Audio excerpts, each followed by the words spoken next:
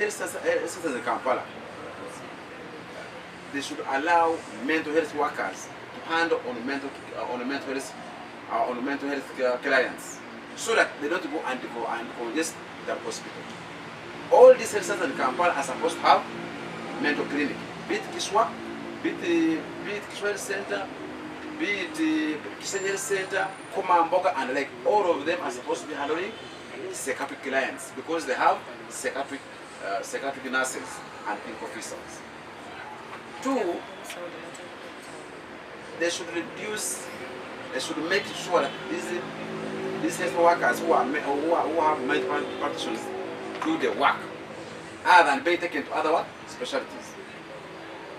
There's also an element of training VHTs.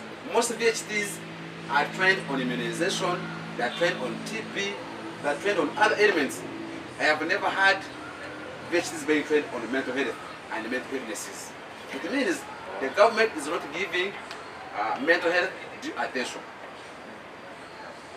Yes, funding that gets almost less than like 1% of the budget. Yet it's a national mental referral hospital, so it's not so much help. Yes, whereas we have government work, but also mental health is supposed to begin at the family level, at home, where we are, where I am. How am I handling the family? How are we handling our students, our children, from where we come in our respective homes? How are we handling our schools? You find a school having 2,000 students, but they don't have a mental health practitioner. A university having over 10,000 students, there's no mental health practitioner. So it means where we are, we're supposed to be having all these practitioners. Workplaces where we work, we're supposed to be having mental health practitioners. Can be a psychologist, a visiting psychologist, can be a visiting psychiatrist, can be having a psychiatric nurse, can be having a counselor. In the schools, teachers will tell you, for me, we have counseling, we study counseling. Teachers study counseling, but it's basic. A professional counselor studies for 3 years to have a degree. It means he has more knowledge about counseling. So let's allow different professionals to do their work. Let's allow a psychiatric nurse to do her work or his work. Let's allow a psychiatric clinical officer to do his work or her work. Let's allow a psychiatrist to do his work or her work. Psychiatrists are there in different general hospitals. Let's go and attend to those, other than all people coming to the hospital. The hospital won't be enough for the entire country. That's why the regional hospitals, hence in all those regional hospitals and all those hospitals, the district, they are mental clinics. So lastly, the government is supposed to have some centers of rehabilitation which are clear in all those regional hospitals. We should not all keep on bringing grants at the hospital, yet we can have some work. We can have some people working on those grants in those regional those clinics, so that we can decongest that.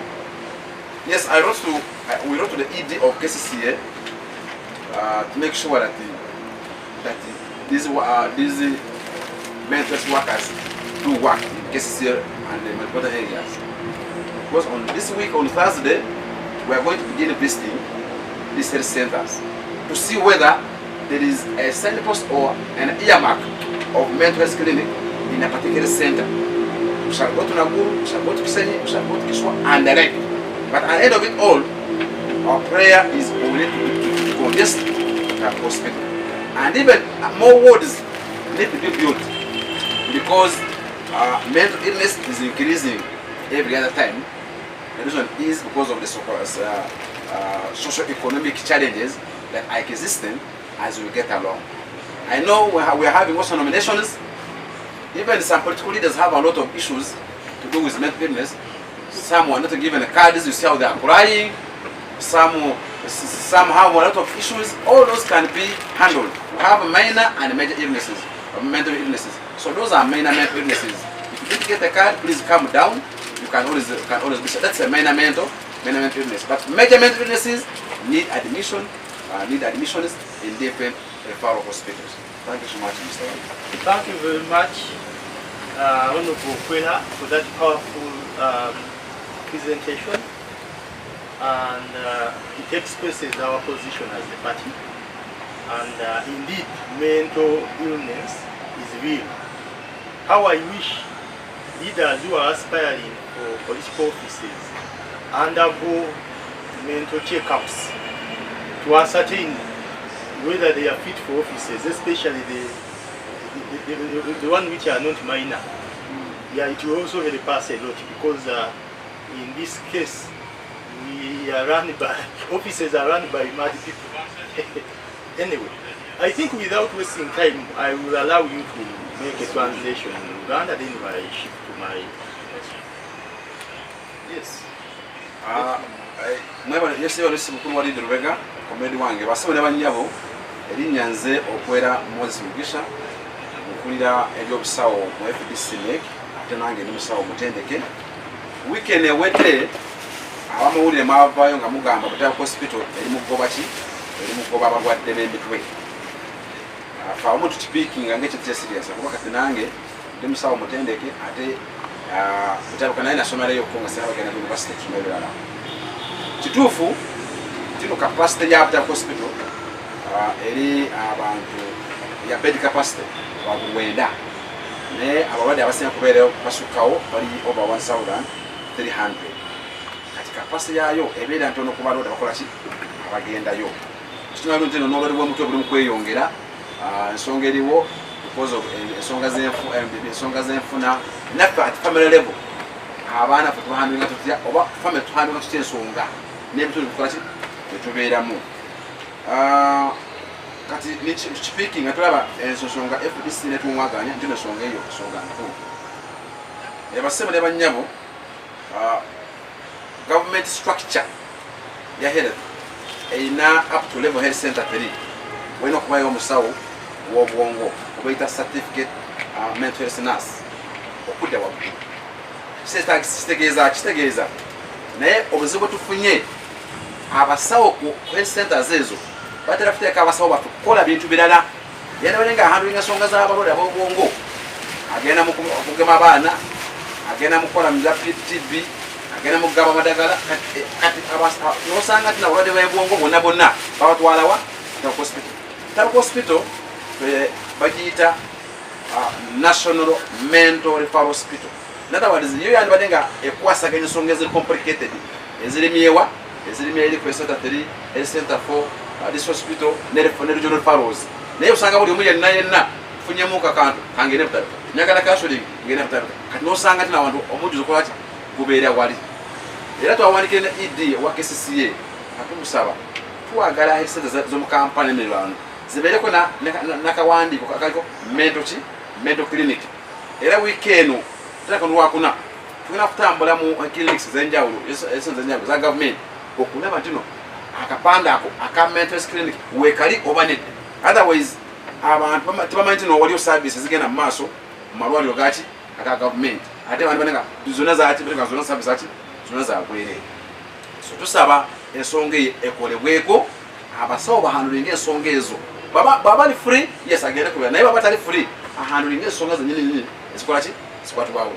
twina regional referral hospitals nazo zirina abasawo ab'enjawulo ne psychiatrist nyini omukugu w'obwongo baliyo we bali kati nga Soroti regional referral Jinja regional referral Kabale Ankole Amini Mbarara Gulu Arua n'enzira zonna abasawo we bali naye obuzibu buliwo ne capacity ntono osanga nga Soroti erina capacity y'ebitanda 35 kati can you imagine then Soroti teso yonna capacity y'ebitanda 35 kwana ate ng'olaba abantu banene so tusaba government batekeme ssente mu nsonga za mental health abantu bakole ki babafune okuganyibwamu mu nsonga eyo ate tusaba ne Butale hospital bongereyo ku wards zibeereko nnyingiko tufune capacity okuhandlinga ki ensonga eyo so kisembera ddala nkimanyi naffe abali mu byobufuzi by'okwesembawo abatafunye zi cards batanominatinze abali bene kibulamu olusi mubeeramu tubeerako obusine minor mental illness bannange tebampadde card kakana bera mpola just joyagala small counseling mu mental tuna major mental illness yetagisa admission ne mental eyo ya card nebera mental illness esobola kuhandulibwa mpola nokola ki nosituka notambula ne ensi tegenda komachi tegenda komaleero naye nekisemera ddala amasomero gaffe osanga essomero lina abaana esekero lina abaana over 2000 naye terina kansala terina musawo wa bwongo nosanga university erina abaana basuka mu 10,000 naye nga terina mental health practitioner kyobola abaana basinga bagenda mu njaga bagenda mu ebyo alcohol drug abuse kati bali bangi mu ADU alcohol drug abuse unit at hospital gye basibira. The reason is twaniriza abaana baffe mu family level ne masomero tuba counselinga bulungi ne ku universities tuba counselinga bulungi tusaba tuli ku primary prevention yesokerwako counselinga abaana bulungi maka watubeera ne mu byalo tubeeramu ne ba VHTs banasaba basobola kuwako pende okutrainingwa mu nsonga za mental health episode bisinga baba traininga mu VHTs baba traininga mu nsonga za malaria TB baba traininga ku nsonga za immunization naye siwuliranga ko government efudde okusomesa abasawo basobola kuba VHTs ku nsonga za mental health ne mental illness so byonna tusaba mukama tobeere kyemanyi government eddako egenda kutuyamba ye Fdc egenda kutuyamba ku nsonga ezo zitambula naye olwaleero government ekyaliwo tutekemu amaanyi esente weziri ensonga zitambule bulungi. Thank you very much, Honorable Kwela, for that wonderful.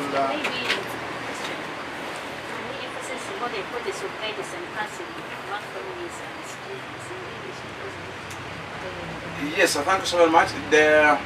It's very imperative to counsel our young children. It's very important to make sure we have cohesive families because all that begins at the family level. It goes to schools. Schools will need counseling. We need counselors in schools, both primary and secondary. Even if we don't have a permanent employed counselor, but at least have visiting counselors in different schools. In universities, at least you need to have a visiting psychiatrist. It's good to have permanent psychiatric nurse or a permanent psychiatric officer at the university level, and then a visiting psychiatrist. Regularly, once in a while, make sure that these students are counseled. Short of that, that's why most of them now are in the different hospitals, different hubs, which are very, very expensive to manage because of alcohol and drugs abuse intake. Thank you. Thank you so much for that message. It is very timely as this week we are celebrating suicide prevention and this month is dedicated to suicide prevention. So I'd like we are celebrating Suicide Prevention Day on Wednesday this week. So I want you to send a message about suicide prevention, and then in your message you can tell us about, besides this counseling and guidance, what else should be done at least to reduce the number of suicide cases. Thank you. Now, as we celebrate this week about what we have talked about that's in line with suicide, mental health is about coping with the stressors. The stressors will always be there, but which capacity do you have to cope with what's going on? We should develop coping mechanism. Suicide is the highest degree of depression. It would have gone over and above. So my appeal to all of us is that let's try to cope with some existing stressors. If you have a challenge, go to somebody to share what's happening. Share to a friend, share to a colleague, share to a parent. If it goes beyond, go to a health center. These hospitals have counselors, these hospitals have doctors, have nurses, they can counsel you. So suicide is not a solution because there is a world beyond the challenge you are having. The challenge you are having is smaller than the bigger perspective. So yes, we have many socio-economic challenges, but they can be handled as long as we share it to a neighbor, to a friend, to a psychologist, to a social worker. Any question relating to mental health? You are done. Honorable, thank you. Can you throw more light? I want to know the statistics. Okay. And then, how is your office of counseling within your party here? Where? Thank you so much. That's a very wonderful thing. I did say that the capacity of Tampa Hospital apparently is 900 beds, but the clients are more than 1,300. And by 2023, and most clients are supposed to spend in a hospital 2 to 4 weeks. But you find that some spend about 6 months, some even some 6 months, some even have already spent about over 2 years. So it means the beds are always occupied. They are occupied. They can't do what? They can't bring other clients. 2, the ratio, the staffing ratio of the hospital. Doctor to patient support is 1 to 70. Yet it is it's 1 to 70. Yet it's supposed to be the ratio of doctor to patient 170 is very high. It's supposed to be less. The one for nurse to the nurse to patient is 1 to 40. It's supposed to be 1 to 10. So in other words, doctors and nurses end up becoming overwhelmed. They end up becoming having burnout. You work a lot. You're also exhausted. So if you're not careful, you end up also developing some bit of mental illness because you are what? You're doing a lot of work.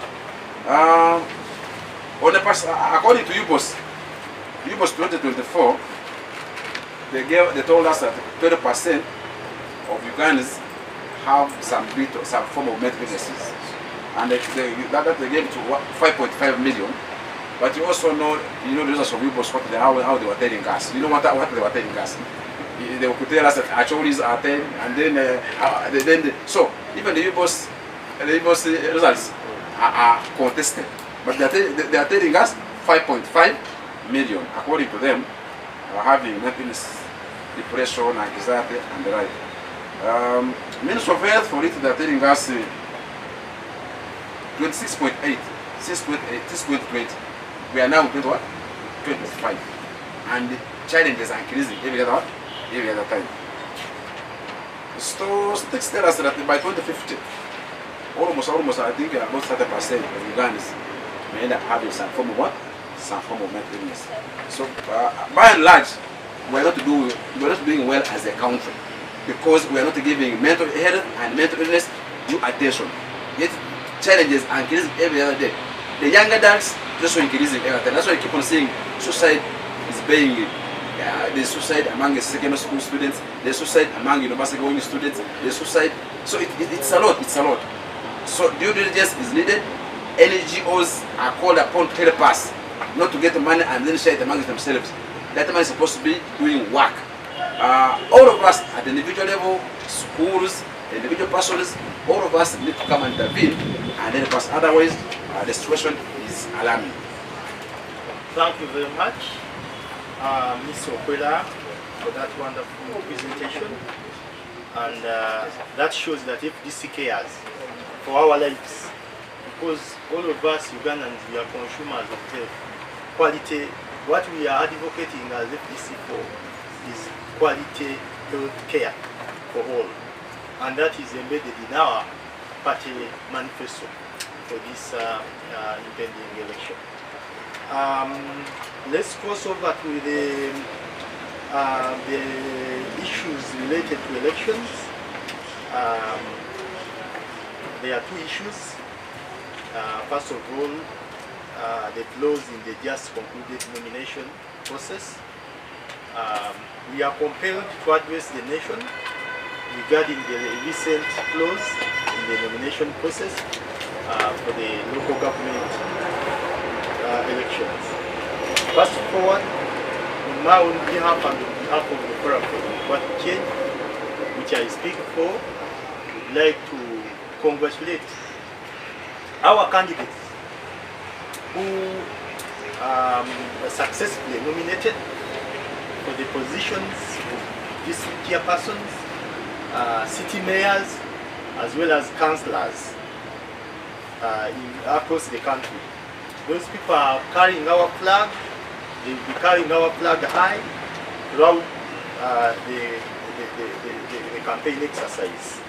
So as the party, we wish them all the best as they embark on their journey of the campaign, and we look forward to supporting them in their electoral endeavors. despite our active participation and fielding of aspiring candidates countrywide for the above nominated positions of district chairpersons, city mayors, and councillors, we express deep disappointment with certain aspects of the process in two ways. First of all, the technicalities and the disqualification.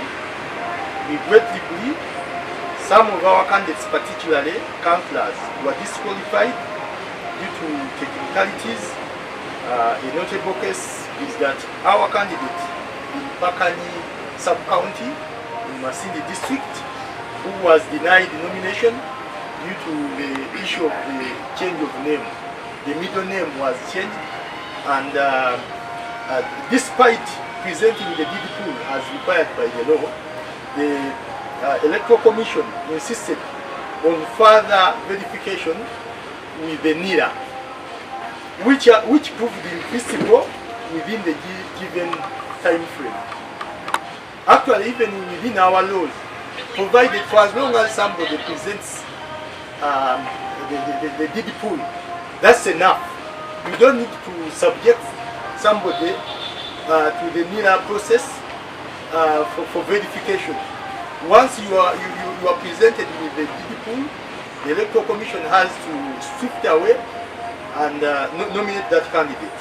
So we condemn that kind of arrangement by the Electoral Commission, which denied us many good candidates who would have won in the impending election. The second challenge was with the voter verification. The voter verification system was marred with inefficiencies, with the machines operating at a slow pace and occasionally jamming. This resulted in some candidates being sent away by the Electoral Commission data clerks to obtain fresh signatures to second their nomination. A task complicated by the significant distances between the district nomination grounds and their areas of operation, or their electoral areas. A case in point is in Kasese district, where many of our aspiring candidates at the level of the district councillors were unable to participate due to these logistical challenges. You can give an example.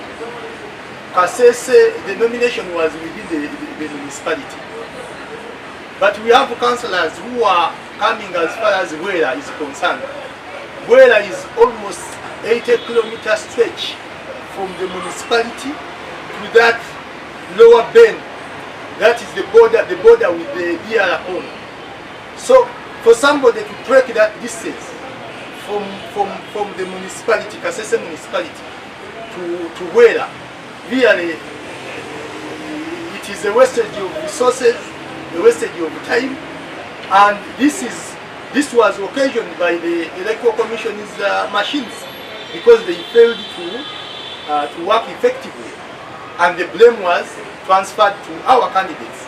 So we ended up not having candidates in those areas, cutters of the inefficiencies from the Electoral Commission. So our call to action for the candidates as we enter the final stages of nomination for municipality and city division chairpersons and councillors, which is commencing today, we urge our candidates countrywide to utilize their available time effectively. We advise them to nominate early, especially on the first days, to avoid the last-minute rushes and the potential disappointment, as evidence in the scenarios that I've elaborated.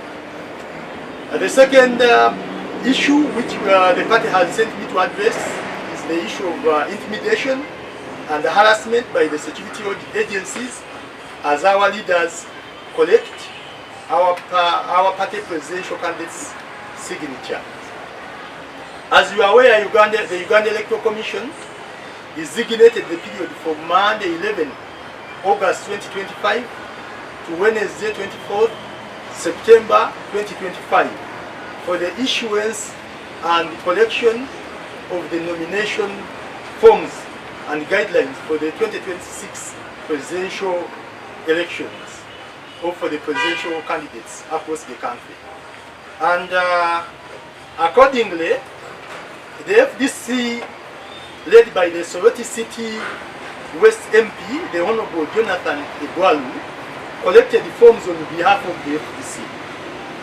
And our party presidential candidate, the Right Honorable Nathan Nandala Mafari, under the stewardship of the party electoral commission, our extensive nationwide structures have enabled us to effectively distribute these nomination forms to all districts in the countryside, and to our supporters in the rural areas. So to collect these signatures in support of our presidential candidate and return them to our party secretariat. During the signature collection process, we have received persistent reports of our grassroots leaders being subjected to harassment, intimidation by the ruling party vigilantes, security agencies, and state intelligence operatives. We condemn in the highest terms possible the intimidation, harassment faced by our leaders and supporters as they collect signatures for our presidential candidate, the Right Honorable Nathan Nandala Mafari, in areas such as Karamoja, specifically in Nakapiripirit, Napak, and Abim. The same has been occasioned in Kamwenge, Chikube, and Chankwanz.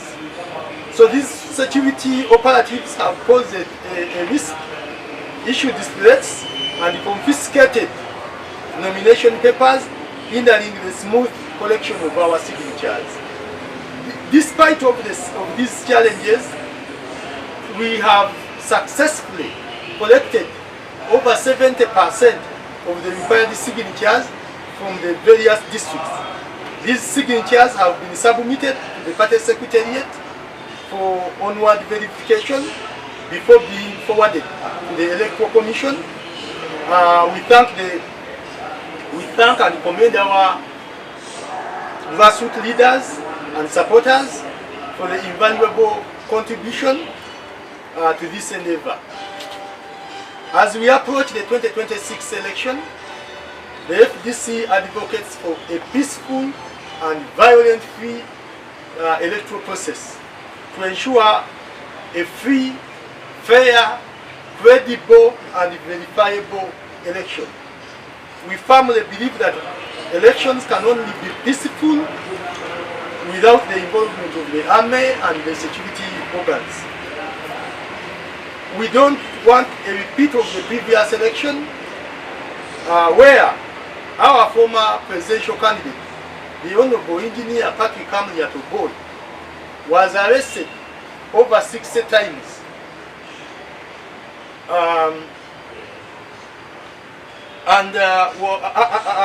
Over the trumped-up charges, and his campaign rallies were clamped down by the security and police using tear gas and live ammunition, live bullets. This is inordinate and underscores the need for reform.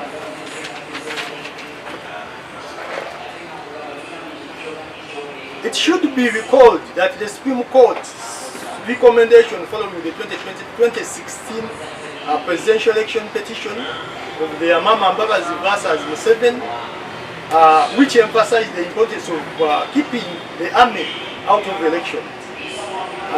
It remains unimplemented up to date. So as we head to 2026 election, the Forum for Democratic Change urged the Electoral Commission to redefine the role of security organs, ensuring that they play under the Commission's authority rather than dominating the electoral process and potentially facilitating vote rigging. We should borrow a leaf from Ghana, Ghana had just had a presidential and parliamentary election last year.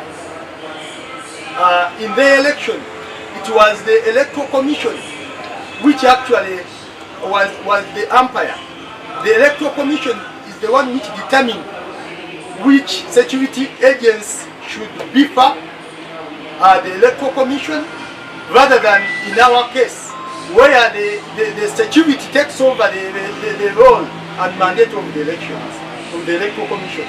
So we condemn that, and we think that shouldn't even call for an electoral reform, because that was an administrative reform which Supreme Court recommended.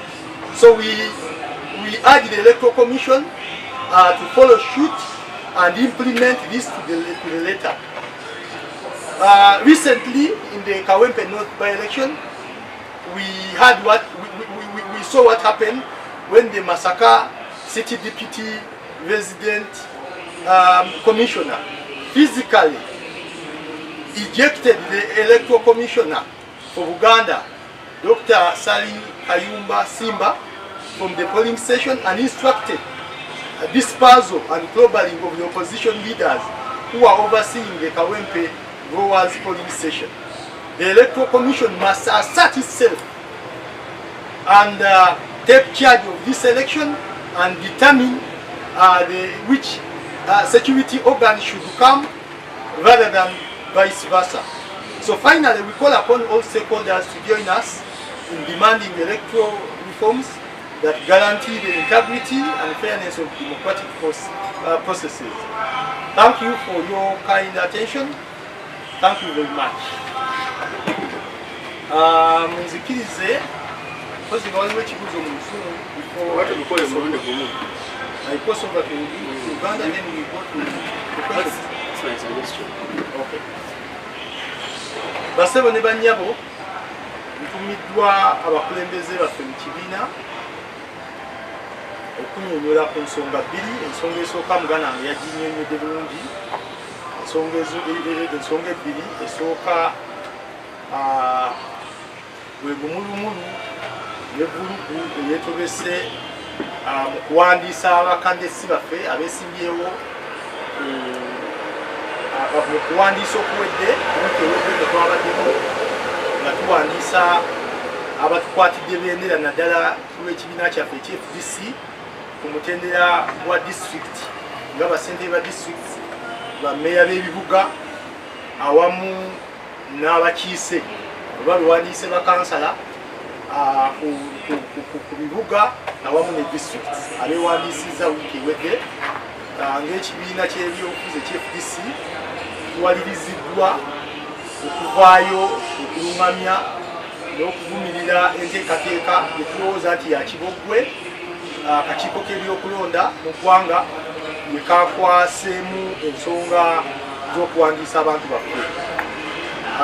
Ekisooka tuyozaayoza abakulembeze baffe abasobodde okuyita mu tanuulu, watulowooza nti embeera teyabadde ya bulijjo, bayise mu tanuulu okusobola okubeera nti bawandiisiddwa nga bakandidates ku mitendera gyonna, era tubaagaliza buwanguzi mu safaari gye bakutte ey'okunoonya akalulu, ate era tubasuubiza ng'ekibiina tujja kuyimirirawo nabo mu kawefube ow'okubeera nti batuwanguliza ebifo ku mitendera egy'enjawulo gye beesimbyeko.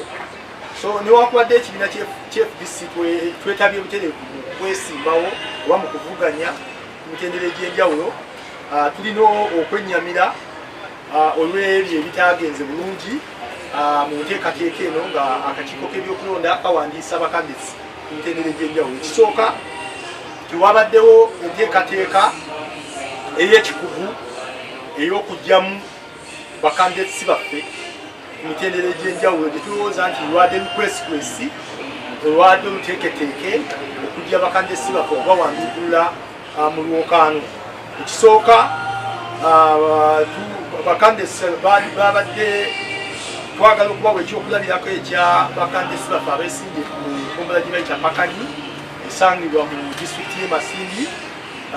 Kandideti waffe yaggiddwa mu lwokaano olw'ensonga nti bwe yali ateekayo empapula ez'okwewandiisa erinnya lye ery'omu makkati yali yongerako naye yagenda mu kyapa kya gavumenti n'akuba ekirayiro kye bayita didipulu n'afuna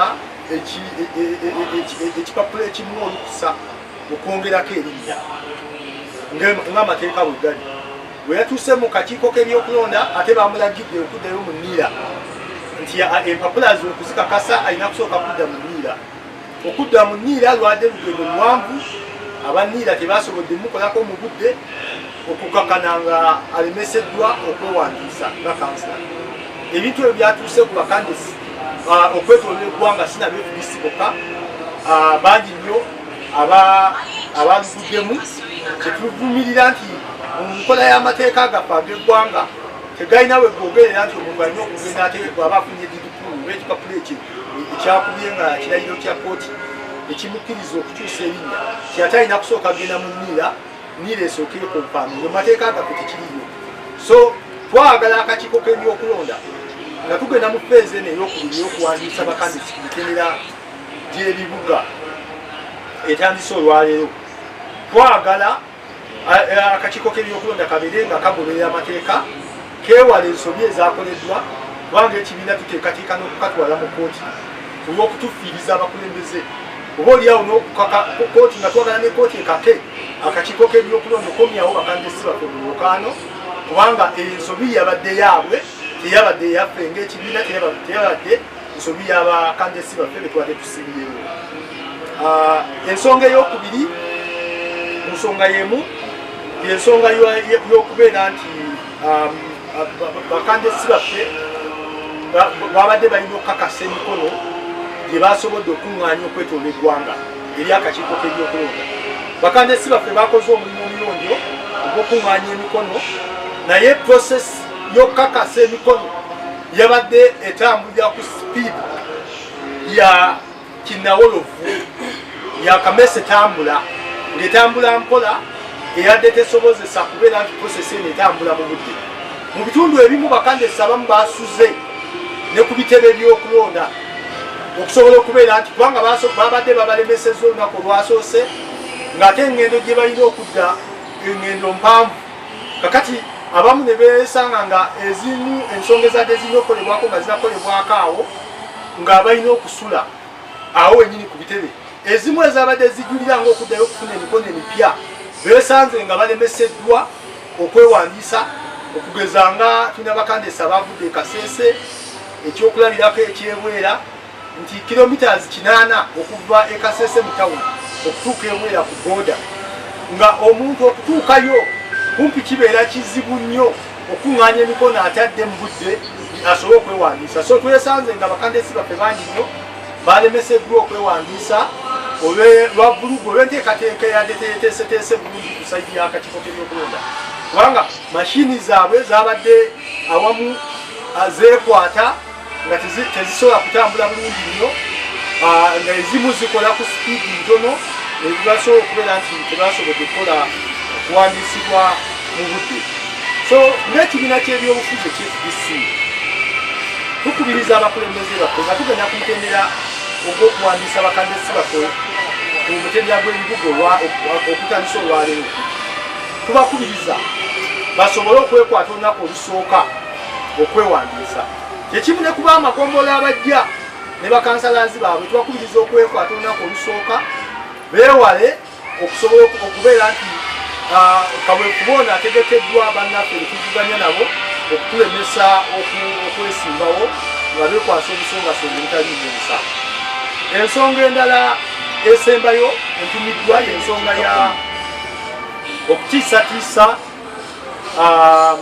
awamu n'okukangibwa n'okutulugunyizibwa ebitongole by'ebyokwerinda nga batulugunya abakulembeze baffe mu kaweefube w'okuŋŋaanya emikono okwetoolola eggwanga ejja pulezidenti waffe atukwatidde bendera ow'ekitiibwa ennyo Right Honorable Nathan Nandala Maffaali.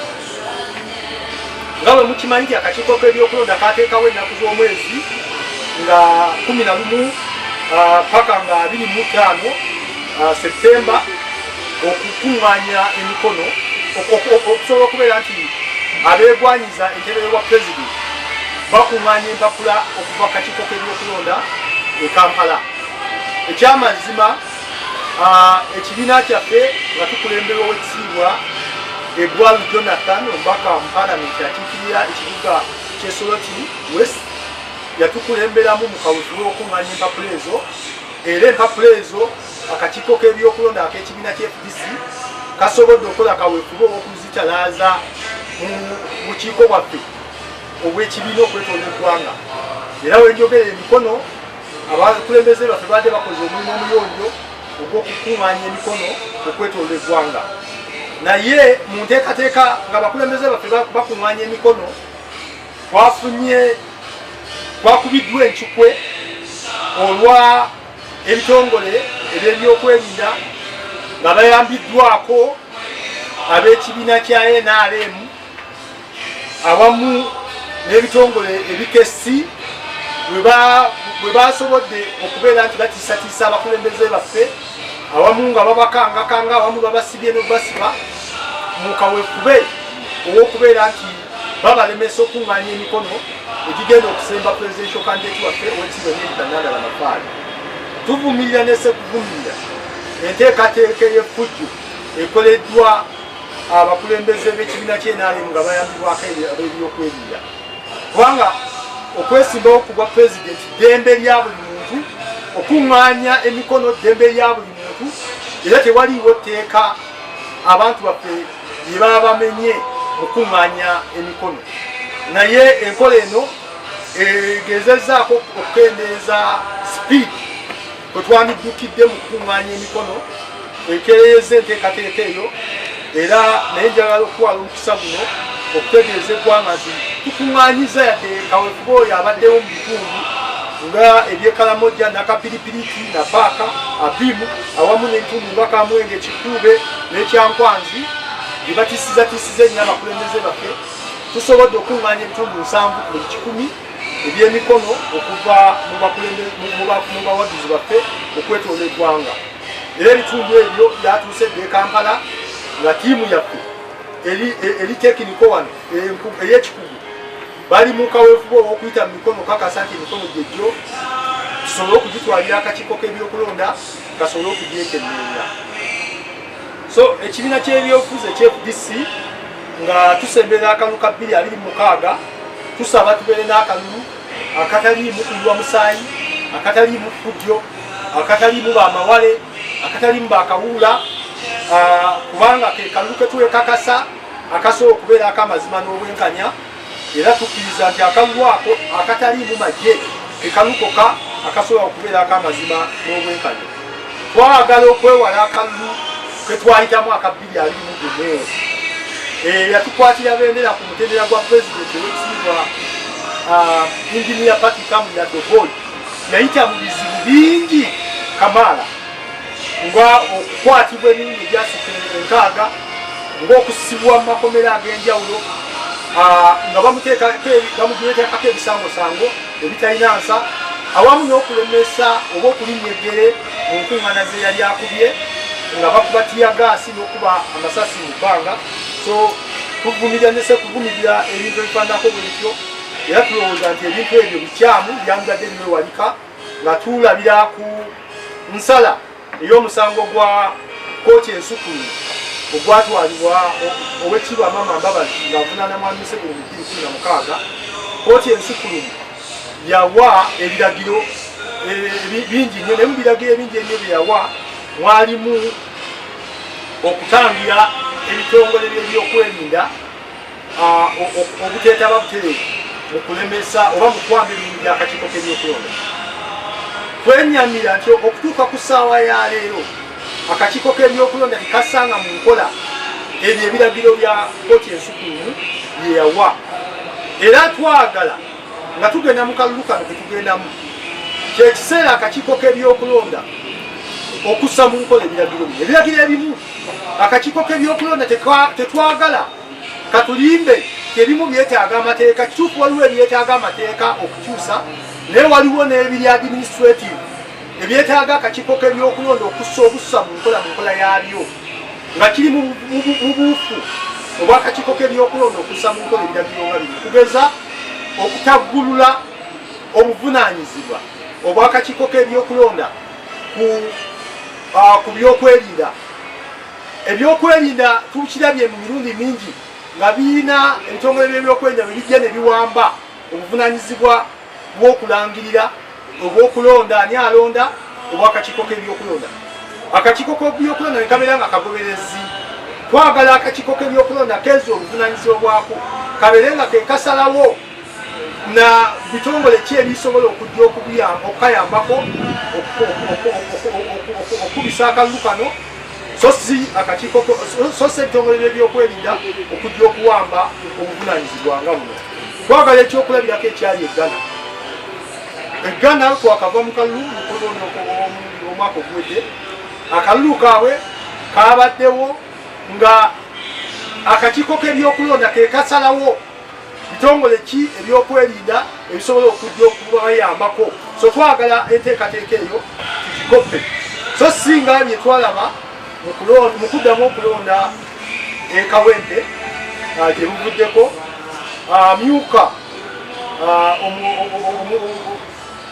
amyuka RDC owa Masaka, ow'ekibuga Masaka bwe yajja n'akuba erigi n'ayisaamu ensambagere, Dr. Simba Salikayunga ono nga ye kaminsona ow'ebyokulonda atwala ekitundu kino ekya Buganda, n'amulemesa okukola emirimu gye ku polling station eya Kawempe Growers, n'akuba abakulembeze bonna abaali bagenzeyo naddala waba opposition abaali bagenze okulondoola akalulu, n'awamba ngakozesa amagye ne poliisi ne bawamba polling station eya Kawempe Growers. Effujjo eyo tulivumirira ne sekuvumirira, twagala mu kulonda kwe tugendamu akakiiko k'ebyokulonda katuwa obweyamo era kakakase nti kali in charge. Akakiiko k'ebyokulonda kabeere nga tekatambulira ku ntoli ez'ebitongole ebyokwerinda. So nga maliriza twagala bekikwatako bonna naddala ennyo bwe tuli ku ludda oluvuganya nabo okujja okukwatira awamu omukono awamu n'ebitongole ebyobwannakyewa, tusobole okubeera nga tulwanirira okubeera nti tufuna enkyukakyuka mu kulonda eziri naddala ennyo eziri administrative, tusobole okubeera nti tufuna akalulu ak'amazima n'omwenkanya. Mwebale nnyo mwebale ddala kozi nga waliwo ebibuuzo. Good afternoon, sir. My name is Dan Ayebade, MBS, and mine is about the representation of the party at different levels. From the president, yes, there is a planned representation, but concerns have been about the next level of representation, especially in the posts of MP and mayors, local councils. The feeling within the political circle as a party, you haven't done enough to have representation on those top posts by the president's post. So it would be good to put it to you to either maybe give reasons or squash it as just a rumor that the party is not very represented on the posts after the president, which is MP, mayor, and of course LC5s at that level. Thank you very much. It is not true that we are not represented. The representation is lacking at the level of parliamentary and local government.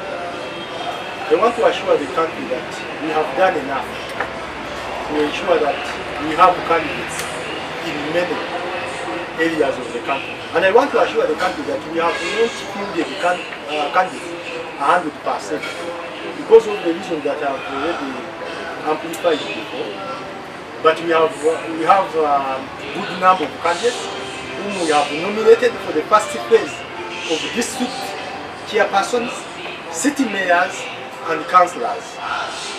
And we are also, as I speak, our candidates are at the nomination sites across the country in their various districts, nominating at the level of municipal mayors, city division mayors, and their councillors.